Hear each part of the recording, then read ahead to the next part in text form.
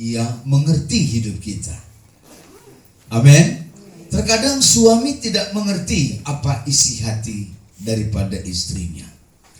Terkadang anak nggak ngerti apa maksud dan kerinduan orang tua. Baik juga sebaliknya. Tapi Tuhanmu dan Tuhanku, Dia mengerti.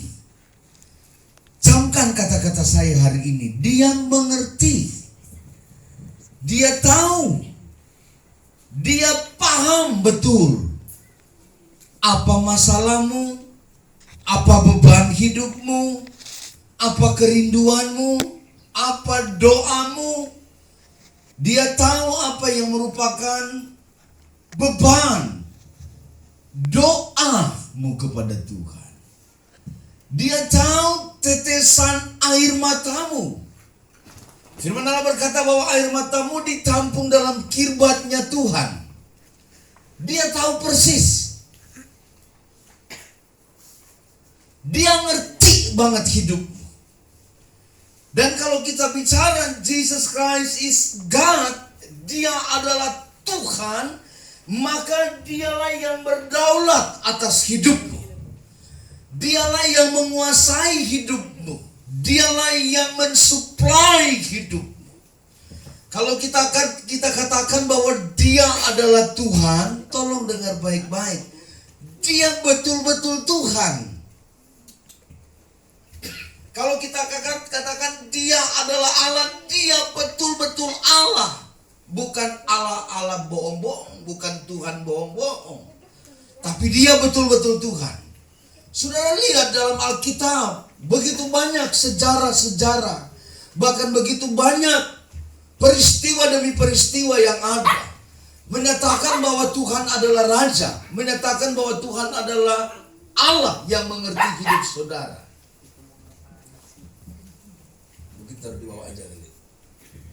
Dia mengerti hidupmu. Dia paham betul hidup. Itu sebabnya mari saya ingin supaya saudara yang dikasihi Tuhan, mari kita punya satu tujuan yang pasti, menggapai Allah, memeluk Tuhan, pegang Dia baik-baik. Jangan jadi orang Kristen yang tomat. Sebentar tobat, sebentar kumat. Hari ini percaya, besok enggak. Hari ini mau setia, besok enggak. Jangan. Firman Allah berkata, kalau engkau mau setia, setialah sungguh-sungguh kepada Tuhan. Kalau engkau mau taat, taatlah sungguh-sungguh kepada Tuhan. Maka lihat bahwa Tuhanmu itu adalah Tuhan yang berkuasa. Yang pertama, lihat sejarah dalam Alkitab. Waktu Yesus mau lahir, dikatakan apa? Bahwa Dia lahir dari seorang perempuan yang namanya Maria. Dikatakan bahwa Maria adalah seorang perempuan yang suci. Dia tidak berdosa. Maria belum bertunangan. Tapi Tuhan pakai Maria untuk dapat melahirkan Tuhan. Dan saudara tahu peristiwa pertama waktu Yesus lahir, dikatakan bahwa Herodes begitu marah besar. Dia marah besar sehingga anak-anak yang lahir di bawah 2 tahun disuruh bunuh. Kenapa? Pada waktu itu Yesus lahir. Maka itu peristiwa pertama. Anak-anak di bawah 2 tahun disuruh bunuh. Kenapa? Karena akan lahir seorang raja. Perhatikan. Seorang Mesias. Seorang Tuhan yang akan merubah hidup manusia dari yang tidak baik menjadi baik. Peristiwa pertama, Dia lahir. Peristiwa yang kedua, dikatakan Alkitab apa? Bahwa Yesus mati di Golgota. Perhatikan baik-baik. Orang bilang masakan Tuhan orang Kristen bisa mati. Orang berkata masakan Dia Tuhan bisa mati. Saya beritahu kepada saudara, Dia mati bukan karena Dia lemah. Dia mati bukan karena Dia tidak berdaya, tapi Dia mati untuk apa? Menebus setiap dosa manusia. Katakan amin. Dia mati untuk menebus segala kesalahan-kesalahanmu. Alkitab berkata, Dia yang tidak berdosa dijadikan dosa. Dia yang tidak bersalah dijadikan salah. Untuk apa? Menebus setiap pelanggaran saudara. menebus setiap dosamu, dosa saudara, dosa saya, dosa seisi dunia ini. Dia mati di Golgota untuk menebus. Itu sebabnya pastikan dalam dirimu engkau sudah ditebus oleh darah Kristus. Coba bilang sama-sama, Tuhan, aku telah ditebus oleh darah Kristus. Sama-sama bilang sama Tuhan, aku telah ditebus oleh darah Kristus. Aku telah ditebus. Tidak ada warisan dosa. Ketika dia mati di Golgota, maka kita berkata segala dosamu sudah diampuni. Peristiwa kedua. Peristiwa ketiga dikatakan apa? Dia akan bangkit pada hari yang ketiga. Itu menyatakan dia Tuhan. Saya berkata kalau dia mati di Golgota bukan dia tidak berdaya. Dia mati di atas kayu salib itu karena apa? Untuk menebus setiap pelanggaran saudara dan saya. Maka ketika dia mati, dia bangkit di kali hari yang ketiga. Setelah dia bangkit, saudara, banyak orang tidak percaya, bahkan murid-murid Tuhan tidak percaya. Karena logika kalau orang mati tidak mungkin dia dibangkitkan. Tapi Tuhanmu, dia bangkit dari kematian. Menyatakan apa? Bahwa maut tidak bisa menguasainya. Kematian tidak bisa menguasai Tuhan. Kenapa? Karena dialah Allah yang memberikan kehidupan bagi kematian. Berikan tepuk tangan bagi Tuhan. Haleluya. Dia bangkit pada hari yang ketiga. Firman Allah berkata pada waktu dia bangkit. Maka peristiwa yang keempat, Alkitab berkata apa? Tuhan berkata kepada mereka, tunggulah di Yerusalem. Aku akan berikan Roh Kudus kepadamu. Itulah yang dikatakan bahwa dia naik ke surga. Jadi pada waktu dia lahir dia mati. Pada waktu dia mati dia bangkit. Pada waktu dia bangkit maka dia harus kembali ke surga. Kenapa? Karena tugasnya selesai ke dunia untuk menebus dosa manusia. Tapi pada waktu dia naik ke surga, kita berkata apa dalam Kisah Rasul?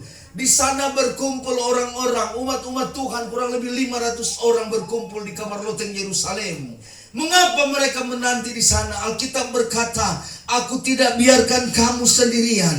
Aku tidak biarkan kamu seperti yatim piatu. Tetapi aku akan berikan Roh Kudus kepadamu. Katakan amin. Maka Alkitab berkata waktu dia naik ke surga, dia sementara memberkati umat-umatnya.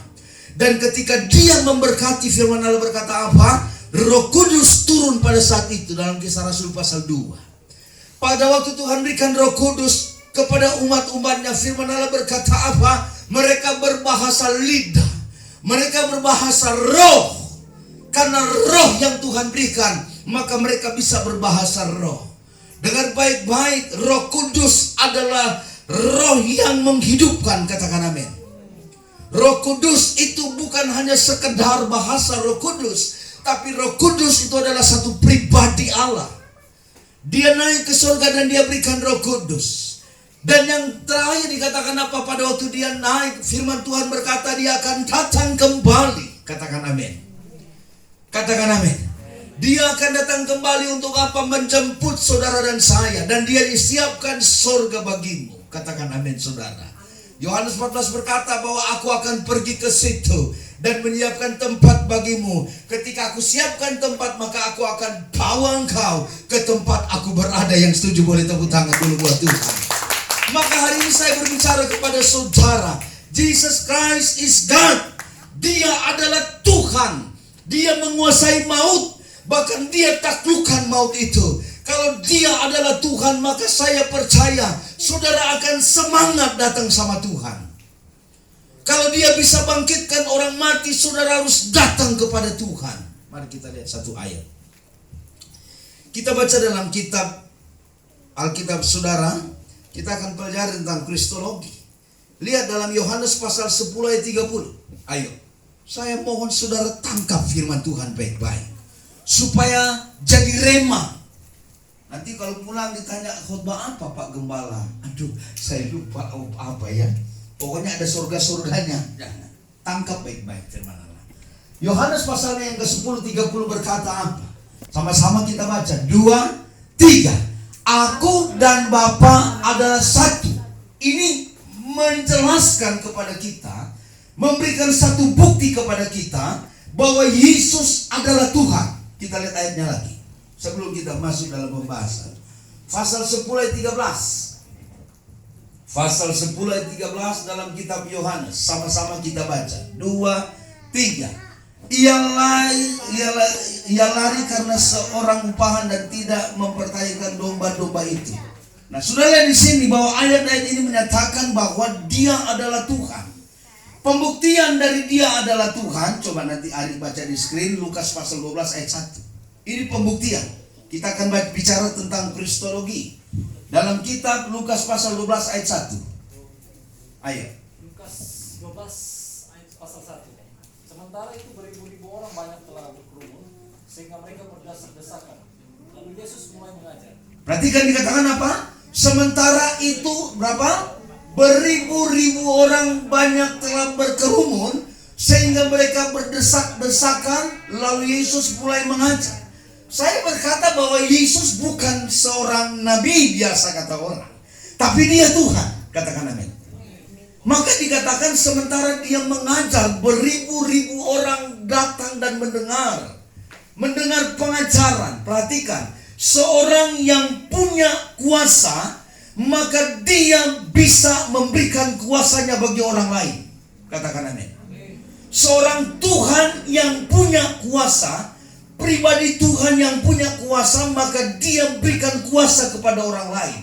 Hari ini saya mau jelaskan kepada jemaat yang ada hari ini bahwa engkau punya Tuhan yang besar. Katakan amin.